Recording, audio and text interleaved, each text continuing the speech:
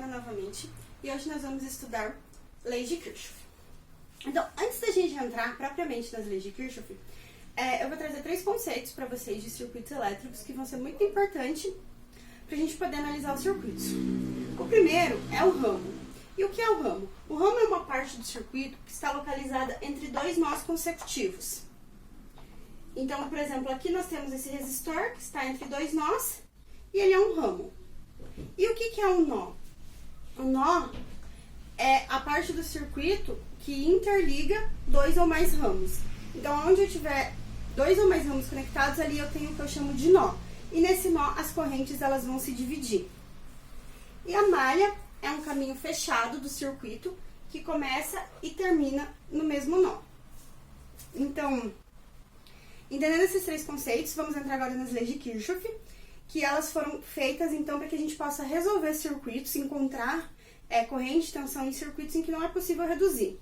Quando a gente consegue reduzir o circuito para uma resistência equivalente a uma fonte de tensão, a gente pode resolver através da fórmula U é igual a RI.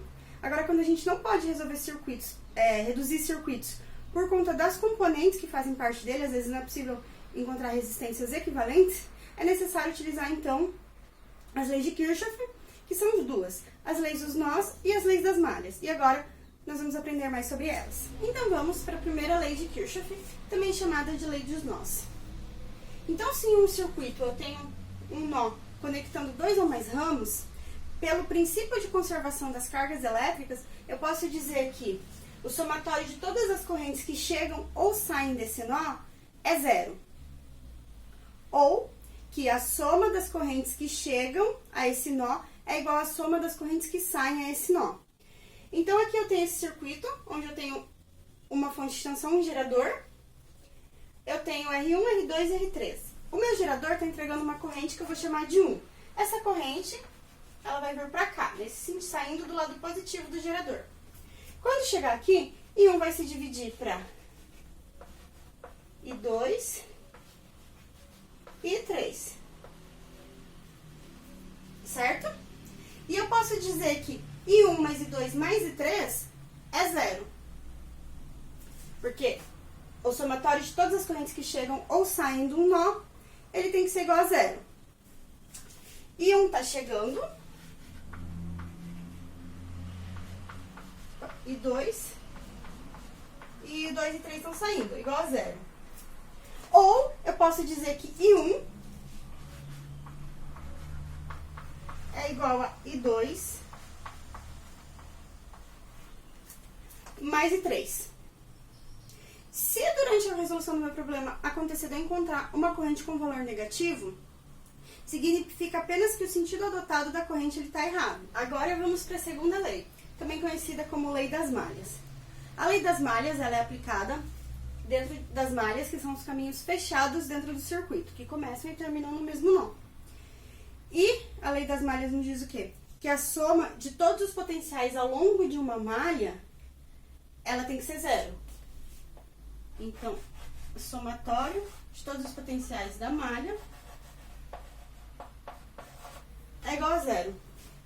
E como que a gente vai resolver? A gente vai convencionar um sentido em que a gente vai percorrer a malha, geralmente o sentido horário, e vamos convencionar todas as correntes que a gente tem nessa malha. Aqui a gente vai convencionar esse sentido para as correntes e vamos convencionar como as correntes elas estão saindo. Eu vou convencionar I1 aqui, I1 que sai do gerador é 1, e o I2 que sai do gerador é 2. Eu vou convencionar aqui que ele está aqui para cima também. Os dois estão saindo aqui do menor potencial indo para o maior potencial. Isso é um sentido de convenção, a gente pode convencionar como a gente quiser. Então, aqui a gente vai percorrer. Vamos começar aqui pelo nosso E1.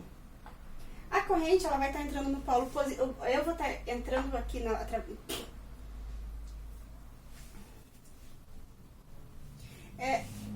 Aqui em E1, no sentido que eu estou percorrendo, eu vou estar entrando pelo polo positivo. Eu estou fazendo assim. Então, E1 é positivo. Vou colocar aqui embaixo. E1. Agora, nós vamos aqui para R1. R1 tá passando a minha corrente 1, e quando eu percorro a malha, o meu sentido de percorrer a malha, ele tá no mesmo sentido da corrente. Então, meu R1, então meu potencial em R1, ele também vai ser positivo.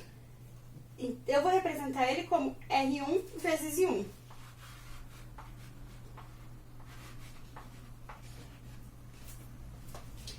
Quando eu chego aqui em R2, eu estou no sentido contrário da corrente.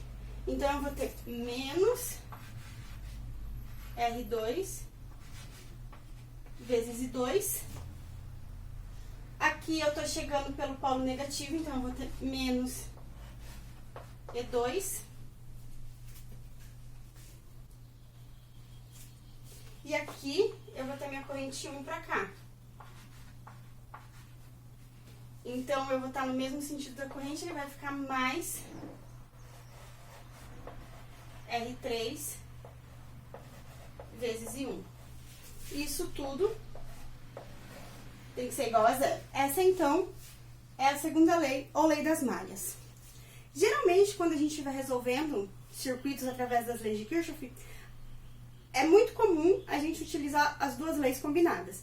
Então, agora a gente vai fazer um exemplo para fixar melhor a ideia dessas leis. Então, vamos resolver esse exemplo, onde eu tenho um circuito e quero encontrar o valor das correntes desse circuito. Só que, antes de resolver esse exemplo, eu quero dizer para vocês que nós temos alguns passos para poder resolver as leis de Kirchhoff. Então, o primeiro passo é determinar o sentido da corrente e o sentido que a gente vai percorrer as malhas. Então, como que a gente vai percorrer aqui? Essa malha, eu vou determinar que eu vou percorrer no sentido horário. Por quê? Porque quando eu fizer o sentido horário, eu vou estar entrando na fonte pelo polo positivo. E isso vai me dar uma fonte com sinal positivo. Já para esse lado aqui, eu vou percorrer no sentido anti-horário. Para acontecer a mesma coisa. Quando eu estiver chegando no meu polo positivo, eu vou ter então um potencial positivo. A corrente da fonte de 20 volts, ela vai estar vindo para cá, consequentemente para cá. Eu vou chamar ela de 1. Ela vai se dividir, vai vir para cá, e 2, e vir para cá, e 3. A gente já definiu os sentidos. O segundo passo é escrever as equações dos nós e das malhas. Então, vamos para a equação de nó. Se a gente pegar esse nó aqui, a gente tem I1 chegando e 2 e 3 saindo. Então, I1 é igual a I2 mais I3, certo? Agora, vamos pegar essa primeira malha e vamos percorrê-la. Vamos começar pela fonte. Então, eu vou ter 20 volts. Quando a gente está percorrendo, a gente vê que essa tensão aqui, a gente vê aqui que tanto aqui para o 4 ohms, quanto para o 1, o meu sentido é ao contrário ao sentido da corrente. Então, vai ser 20 menos 4 e 3 menos 1 e 1.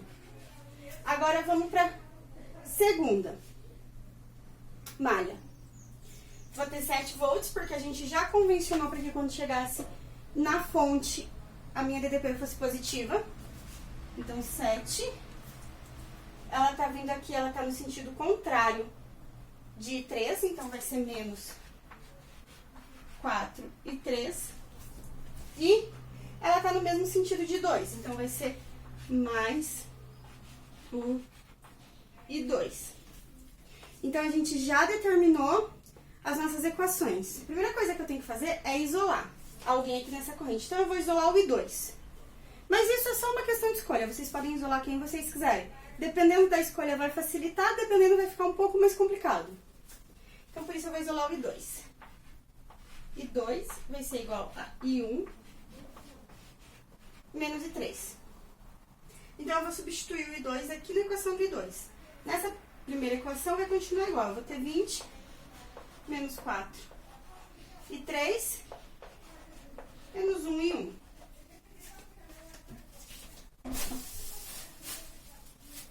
Agora, na equação de baixo, eu vou ter 7 menos 4 e 3 mais 1 que multiplica e 1 menos 1 que multiplica e 3.